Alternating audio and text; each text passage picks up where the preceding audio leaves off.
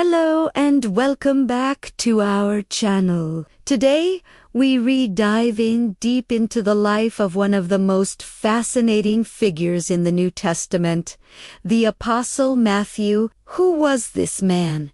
And why is his story so central to our understanding of Jesus' mission? Let's find out.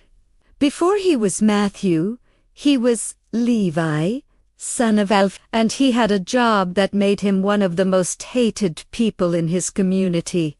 Matthew was a tax collector in Capernaum, a busy town on the shores of the Sea of Galilee. In first-century Jewish society, this wasn't just a regular job. Tax collectors worked for the Roman Empire, the occupying power. They were seen as traitors, collaborators who got rich by taking money from their own people.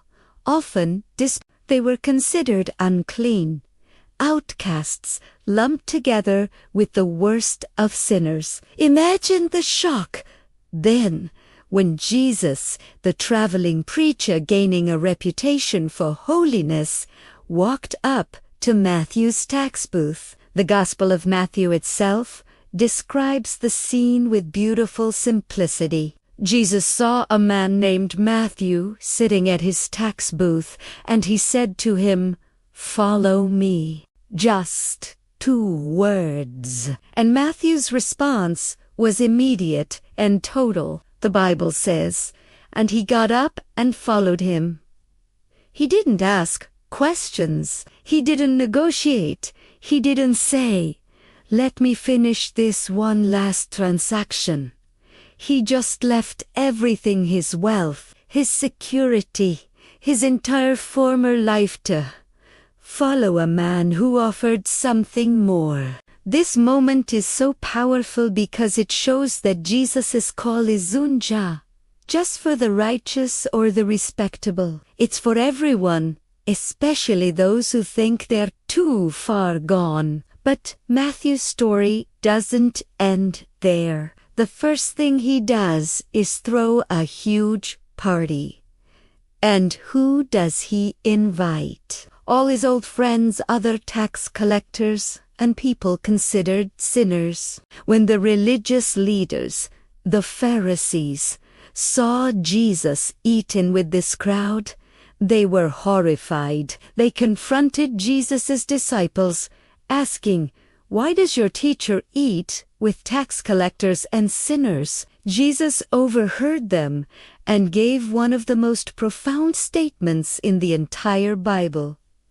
It is not the healthy who need a doctor, but the sick. For I have not come to call the righteous, but sinners.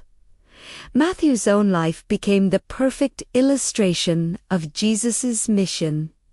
A mission of grace, healing, and redemption for those who need it most. His transformation from a social pariah to a chosen apostle is a living testament to the radical, inclusive love at the heart of the gospel message. After Jesus ascended into heaven, Matthew's role continued to be pivotal. Church tradition tells us that he preached the gospel for many years, first in Judea and then in distant lands like Ethiopia or Persia. While the New Testament itself doesn't detail his later life, many historical accounts suggest he met a martyr's death, sealing his testimony with his life. But his most enduring legacy, the one that has shaped Christianity for 2 millennia, is the book that bears his name, the Gospel according to Matthew.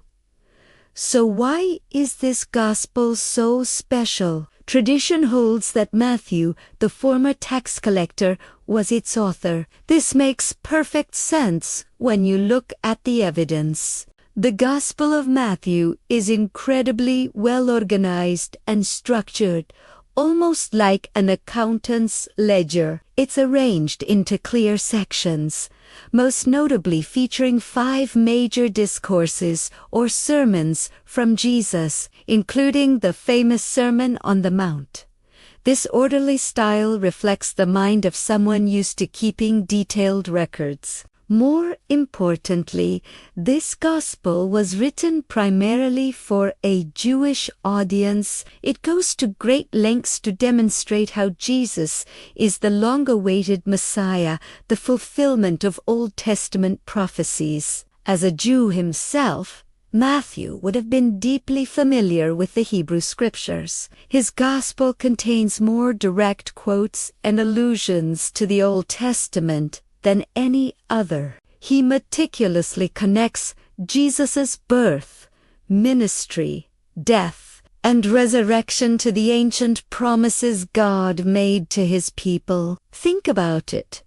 The man who once collected taxes for a foreign empire was now documenting the accounts of a heavenly kingdom. The man who handled earthly currency was now the steward of priceless spiritual truths. His unique skills and background were repurposed for the most important work imaginable. Finally, we have to remember that Matthew was an eyewitness. As one of the 12 chosen apostles, he walked with Jesus for 3 years. He saw the miraculous healings with his own eyes. He heard the parables directly from Jesus' lips. He was there for the private teachings that weren't shared with the crowds. He was present at the Last Supper, and he witnessed the resurrected Christ. His gospel isn't just a biography, it's a personal, first-hand testimony to the life, death, and resurrection of Jesus Christ. It provides a foundational account that has guided believers for centuries, from a despised tax collector to a revered evangelist. Matthew's journey is a powerful reminder that with God, no one is beyond transformation, and every life can be used for a divine purpose. Thank you so much for joining me on this journey into the life of Matthew. His story is truly a testament to the power of grace and second chances. If you found this video insightful, please give it a thumbs up and consider subscribing to our channel for more content like this. Don't forget to hit the notification bell so you never miss an update. We'll see you in the next video.